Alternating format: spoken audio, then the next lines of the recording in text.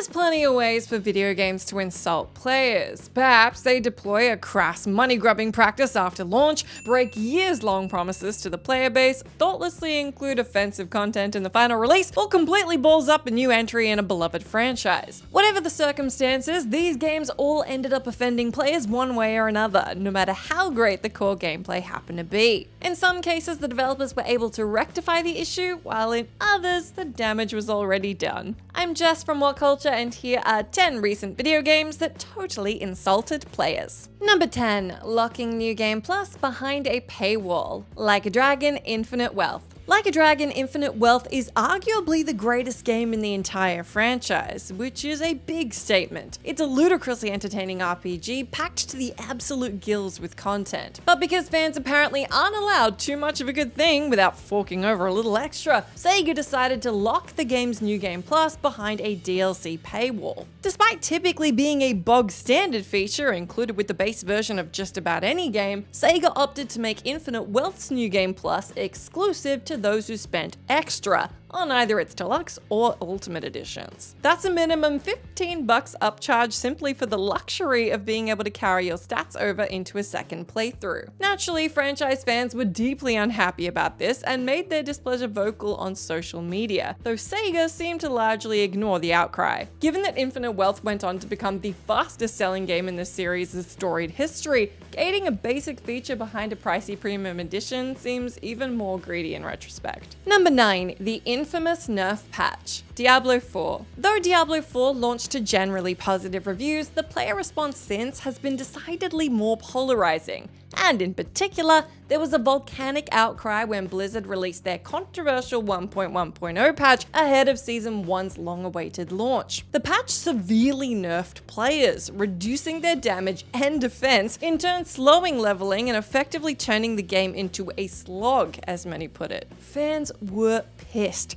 enough that a few weeks after, Blizzard not only released a patch to walk back many of the nerfs, but flat out admitted the prior patch was, quote, bad, while assuring players they wouldn't attempt any such nerf ever again. But in many respects, the damage was already done. Players felt burned enough to give the game negative reviews in droves on Steam, such that many months later, it's still stuck in mixed territory. Opinion varies wildly on the state of Diablo 4 today, but that nerf patch was a ridiculous, easily avoidable own goal early on in the game's life. Number 8. A lackluster campaign. Call of Duty Modern Warfare 3. Much as even the worst Call of Duty campaigns have still managed to offer up a passable 5 or so hours of meat and potatoes action schlock, the wheels finally came off the Enterprise with Modern Warfare 3's dreadful story mode. Even if you can forgive that it's less than 4 hours long, it consists primarily of warmed over rehashes of the series' best set pieces, combined with generic new open combat missions where players can complete the formulaic objectives with a greater degree of freedom. Call of Duty has never been this snoozy nor felt this lazy, making it incredibly easy to believe the oft-reported rumor that Modern Warfare 3 originally began life as a DLC expansion for Modern Warfare 2, before being reworked into a full-fat retail release. The result was by far the worst reviewed campaign in the series, enough that some ponder whether Activision should have bothered with a campaign at all. If the results are gonna feel this tossed off, what's the point? Number 7. Everything about it. Silent Hill Ascension. Silent Hill Ascension is one of those games that just immediately has you questioning the intent, the sanity even,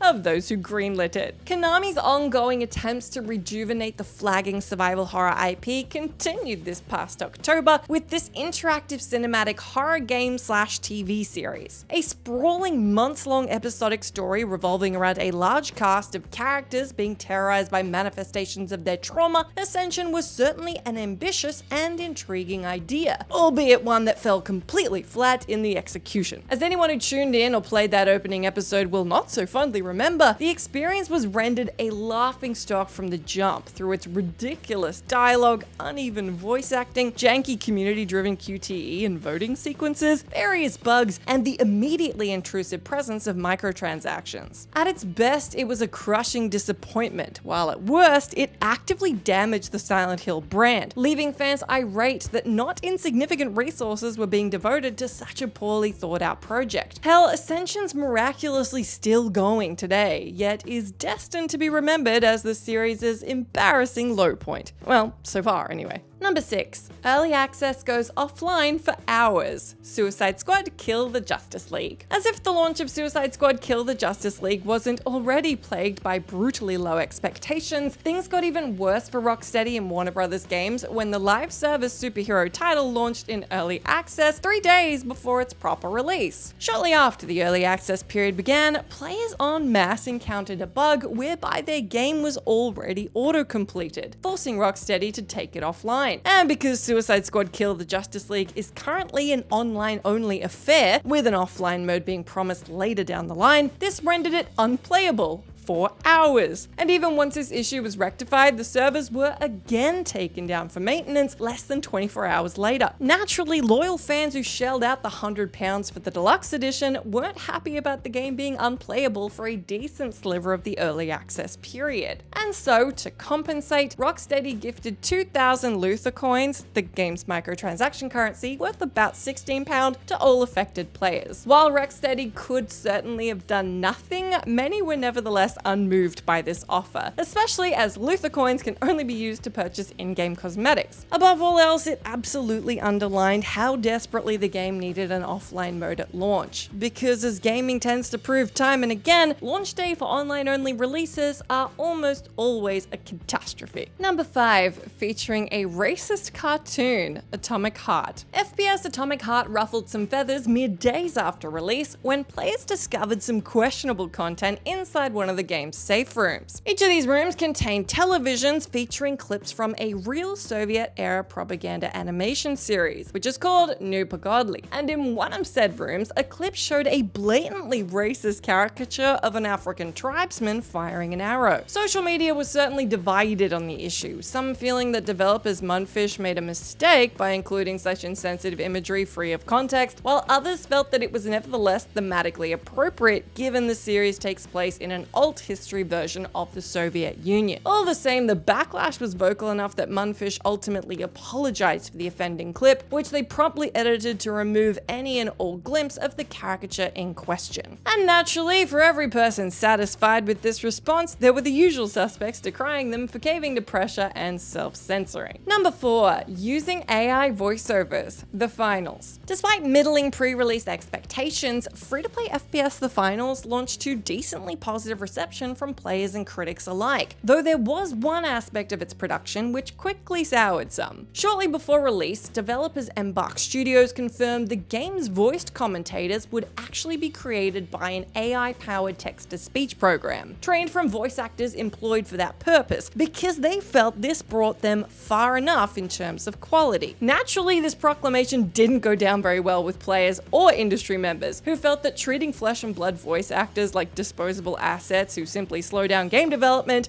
was a bad look. But the proof was ultimately in the pudding in the final game, because while the voices certainly aren't awful, there's still an unmistakably uncanny flat quality to them, and they're just shy of persuasively passing for actual human beings. Ultimately, it hasn't done much to dent the final's popularity, but it did, however, cause many to ponder how the tech's going to be used far more egregiously in the future. Number 3, being a glorified scam. The Day Before. Perhaps no game this past year invoked more anger or frustration than The Day Before, the multiplayer extraction shooter from developer Fantastic, which had successfully marketed itself to millions of players in the years since its reveal, even as many questioned whether it was, in fact, a game at all. Well, The Day Before finally came out this past December, and yes, in an objective and literal sense, it is, or rather was, indeed a game, just not a very good one. Upon launch, it was widely panned by critics and players alike for most every aspect of its production, from the empty open world to the overwhelming technical issues, generic gameplay, and lack of MMO elements which Fantastic had initially promised. The player count on Steam fell off a cliff in record time, and within just 4 days of The Day Before's release, it had been pulled from sale, with refunds being offered to all players. The game's servers remained online until late January, when it was truly killed off once and for all. While it was certainly a foreseeable outcome for a game game many were rightly skeptical of, frustration with Fantastic for misleading players and delivering such a god-awful end product was nevertheless understandable. Number 2. Cancelling hero mode. Overwatch 2. As recent bag fumbles go, it's tough to top the utter calamity that was Overwatch 2's launch in late 2022. Though the early player consensus was that the game was a solid successor, which nevertheless failed to fully recapture the original's giddy charm, problems arose months after launch as Blizzard began to break some big promises. Chief among them was the revelation last May that the PvE hero mode, which was set to feature hundreds of replayable co-op missions that would allow players to unlock passive abilities, had been scrapped. Blizzard brass confirmed that the mode's scope had grown unwieldy, and they instead opted to focus on the core experience. Look, plans can change for a multitude of reasons, but considering that hero mode had been hyped for literally years prior to the release of this one, and was a key facet in distinguishing it from its predecessor, it dealt a huge blow to the fanbase's morale. And player discontent didn't quietly dissipate, as several months later, when the game launched on Steam, it was review bombed to dust, where it still sits at overwhelmingly negative after 250,000 reviews. Number 1. The bare bones remasters. Metal Gear Solid Master Collection. Metal Gear Solid fans already have a pretty dim view of Konami for how dirty they allegedly did franchise creator Hideo Kojima during production of Metal Gear Solid 5. But at least the Master Collection remaster project seemed like the publisher would be showing some love and attention to some of their most iconic games, right? Except the Master Collection, comprising the mainline Metal Gear games from 1987's Metal Gear to 2004's Metal Gear Solid 3, was a disappointingly bare-bones compendium that did little to meaningfully preserve its featured titles. While few were expecting miracles in the technical department, the fact that none of the games were remastered in 4K and Metal Gear Solid was offered only in 30 frames per second left many hugely disappointed. In addition to this, Metal Gear Solid 2 and 3 maxed out at 30 FPS on the Nintendo Switch version. The anthology also launched with its fair share of bugs, including a laggy pause button and sound issues, enough that some players reported having a superior experience through unofficial emulation. That's a damning indictment for a remaster anthology marketing itself as the definitive way to play these games, so not quite on that one.